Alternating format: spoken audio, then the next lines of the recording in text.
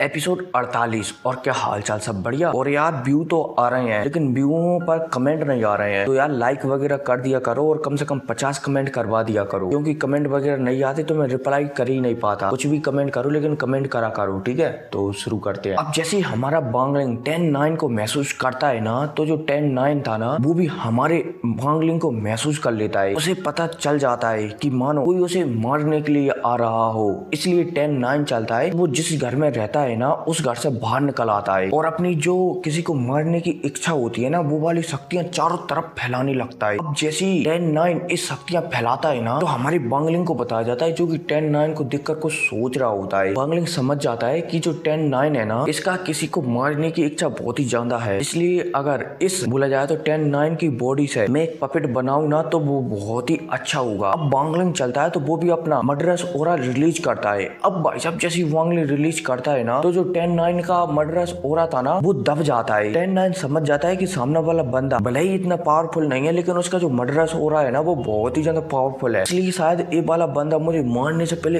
एक बार भी नहीं सोचेगा। 10-9 था होशियार, इसलिए वो यहाँ से भागने लगता है। अब भाई साहब 10-9 को ऐसे भागते हुए देखकर बांगलिंग चलता है तो 10-9 का पीछा करने लगता है। हालांकि 10-9 भागते समय रास्ते में एक दो अटैक भी हमारे बांगलिंग के ऊपर करता है, लेकिन बांगलिंग अटैकों को पलक झपकती डिस्ट्रॉय कर 10-9 के एकदम पीछे हाथ धोकर लग चुका था। 10-9 समझ जाता है कि अब उसका मरना यहाँ पर पक्का होता, वो किसी भी कीमत पर नहीं बचेगा। 10-9 चलता है तो हमारे बांगलिंग से कहने लगता है कि सीनियर रुक जाओ, आप जैसा कहती मैं वैसा करती, मेरा पीछा न करती, आप कहती तो मैं मेरा सोल ब्लड भी निकाल कर आपको देती और आपका जिंदगी भर गुलाम बनकर रहती, बस मुझे न मारती। प्लीज सीनियर मुझे छोड़ देती, मैं आपके हाथ पाँव पड़ती, आपकी सेवा पानी करता, लेकिन मुझे छोड़ दो प्लीज सीनियर, मुझे छोड़ दो। अब भाई साहब जैसे हमारा बांगलिंग 10-9 को ऐसे गिड़गिड़ाते हुए देखता है ना, हालांकि जी भाग रहे थे और भागते समय ही 10-9 ये सब कह रहा था, ठीक है।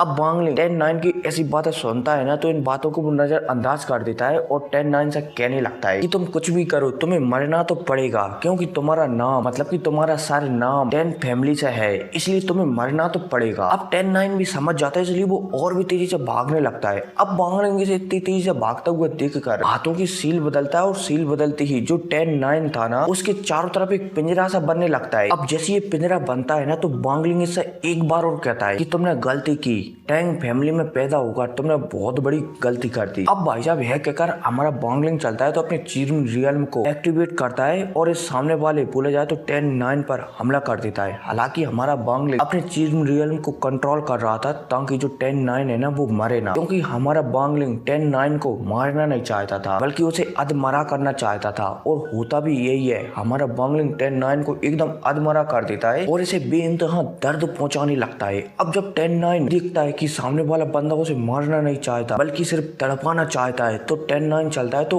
अपनी जो आत्मा रहती है ना उसे ब्लास्ट करने की सोचने लगता है, और हमारा बांगलिंग भी यही चाहता था। अब जैसे 10-9 अपनी आत्मा को ब्लास्ट करने की सोचता है ना तो हमारा बांगलिंग चलता है तो 10-9 की आत्मा को ब्लास्ट नहीं होने देता बल्कि हाथों की सील बदलता है, और जो 10-9 की आत्मा ब्लास्ट हो रही थी ना वो बीच में ही रह जाती है। मतलब कि जो 10-9 है ना वो अभी एक कठपुतली बन चुकी है, उसकी याददाश्त वगैरह सब कुछ मिट चुकी है, ठीक है। अब बांगलिंग चलता है तो 10-9 को जो भी उसकी आत्मा है ना उसे अपने सोल फ्लैग के अंदर रख लेता है और यहाँ से 9-11 हो जाता है, मतलब कि आगे बढ़ने लगता है। अब हमारा बांगलिंग लगातार 10 फैमिली के बंदों को मारते हुए आगे बढ़ ही रहा होता है, तभी हमारे बांगलिंग की मुलाकात 10-8 से हो जाती है, 8वें नंबर वाले बंदे से हो जाती है 10 फैमिली के। अब जैसे हमारा बांगलिंग इसे देखता है ना तो हमारा बांगलिंग और भी ज्यादा खुश हो जाता है, क्योंकि जो 10-9 था ना उससे एक अच्छा पपेट बनाया जा सकता था, लेकिन जो 10-8 है ना उससे और भी अच्छा पपेट बनाया जा सकता था, क्योंकि 10-8 की जो किसी को मारने की इच्छा थी ना वो 10-9 से भी ज्यादा थी, और इसने शायद बहुत सारे 10 मतलब कि बंदों को मारा होगा, इसलिए इसकी इच्छा इतनी ज्यादा थी। अब बांगलिंग चलता है तो अपने चीरन रियल्म को एक्टिवेट करता है और जो 10-8 है ना उसे भी 10-9 की तरह मार देता है और अपने सोल फ्लैग में कैद कर लेता है, मतलब कि एक डिब्बा मान लो, मतलब कि एक गुल्लक मान सकते हो, ठीक है। गुल्लक में हमारा बांगलिंग सारे बंदों को कैद करता रहता है और वो गुल्लक उन बंदों को पपेट में बनाकर बाहर निकालती रहती है, ठीक है।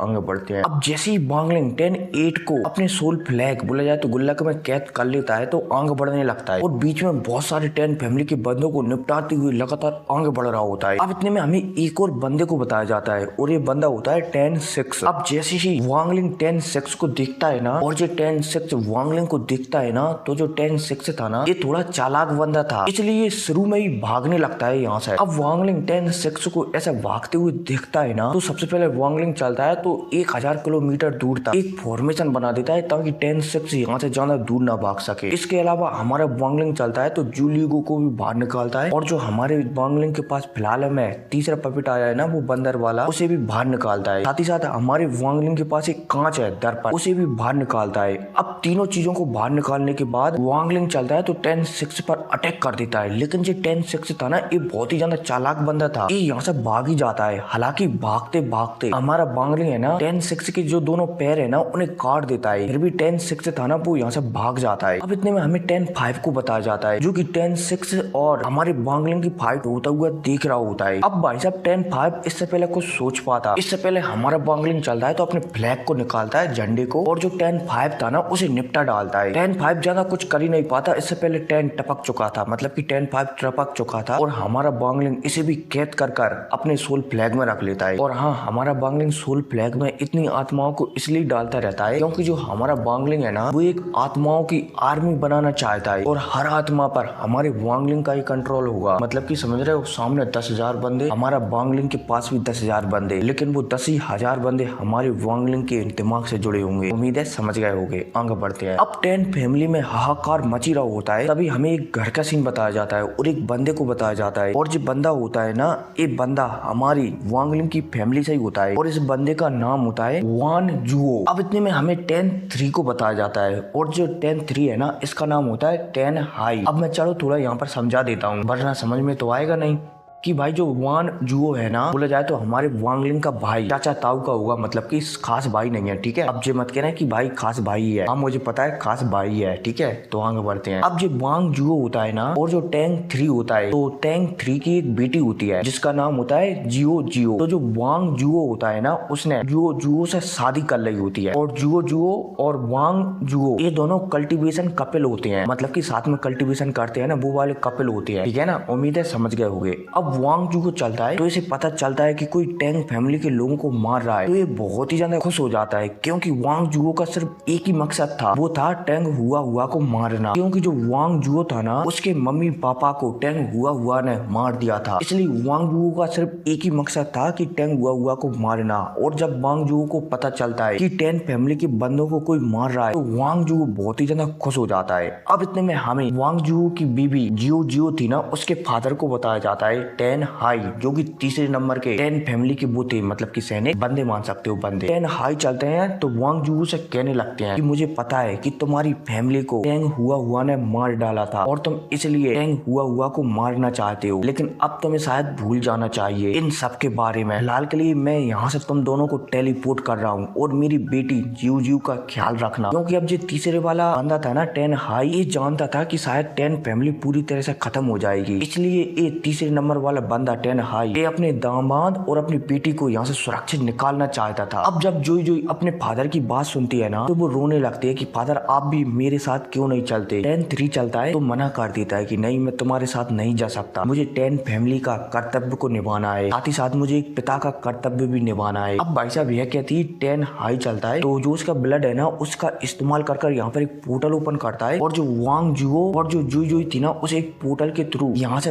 भेजा देता है, बोला जाए तो किसी और कंट्री में भेजा देता है, मतलब कि जाओ कंट्री के किसी कोने में भेजा देता है। हालांकि वान हाउस है, सॉरी वान हाउ नहीं, वान जुओस है। जे 10-3 था ना, बोला जाए तो जोई जोई के फादर एक कहते हैं कि मेरी बेटी का ख्याल रखना। जोई जोई भी कह देती है कि वांग जू मुझसे बेइंतहा मोहब्बत करता है, इसलिए वो मुझे कुछ भी नहीं होने देगा। 10-3 भी हमें से रिलाता है, और इस पोर्टल मतलब कि जिस भी तरीके से इन दोनों को जो भेजा रहा था ना यहाँ से, वो गायब हो जाता है। अब इतने में हमें 10-3 को बताया जाता है, क्योंकि आसमान में प्रकट हो जाता है और यहाँ पर अपने चारों तरफ लाल कलर के बादलों को फैला देता है। अब इतने में हमारी वांगलिंग को बताया जाता है, जो कि 10-3 को देख रहा होता है। 10-3 को ही बताया जाता है, जो कि एकदम बिंदास अंदाज में हमारी वांगलिंग के सामने खड़ा हुआ होता है। हालांकि 10-3 था ना, उसके चारों तरफ एक बादलों की, लाल बादलों की लेयर थी। अब 10-3 चलता है तो सीधा हमारे वांगलिंग पर हमला करने के लिए आगे बढ़ने लगता है। हालांकि जो 10-3 था ना, वो थोड़ा कमजोर हो गया था, क्योंकि उसने अपनी बेटी और दामाद को यहाँ से निकालने के लिए ब्लड एसेंस का उपयोग किया था, इसलिए 10-3 थोड़ा बहुत तो वीक हो ही गया था। 10-3 चलता है, तेजी से आगे बढ़ता है। अब जब हमारा वांगलिंग 10-3 को आगे बढ़ते हुए देखता है ना, तो हमारा वांगलिंग कुछ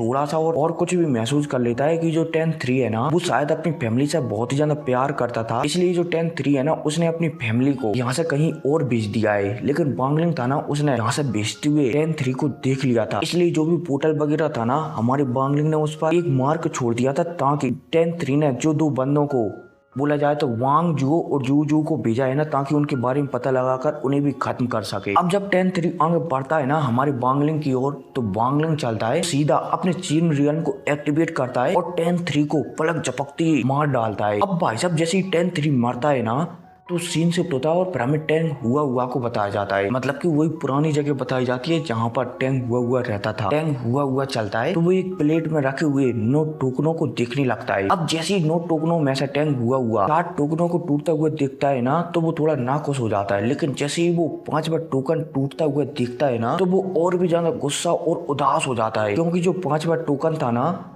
वो टैंक 3 का ही था। और जैसे ही हमारे वांगलिंग ने टैंक 3 को मारा था ना, तो ये टोकन टूट जाता है। अब वांग हुआ जैसे ही 5वें टोकन को टूटता हुआ देखता है ना, तो वो बहुत ही ज्यादा उदास हो जाता है, क्योंकि जो टैंक 3 था ना वो टैंक हुआ का बेटा था। और सारे बेटों में और सारी फैमिली में जो टैंक हुआ था ना वो तीसरे नंबर, बोला जाए तो टैंक 3 से ही सबसे ज्यादा प्यार करता था। और कोई नहीं, इसी के साथ एपिसोड खत्म हो जाता है। अब आप मुझे कमेंट कर बताना कि भाई जो हमारे वांगलिंग का भाई है ना वांग जुओ और उसकी बीबी, उसका क्या होगा। और कम से कम 50+ कमेंट होना चाहिए, ठीक है ना। तो मिलते हैं अगली वीडियो में, टेक केयर।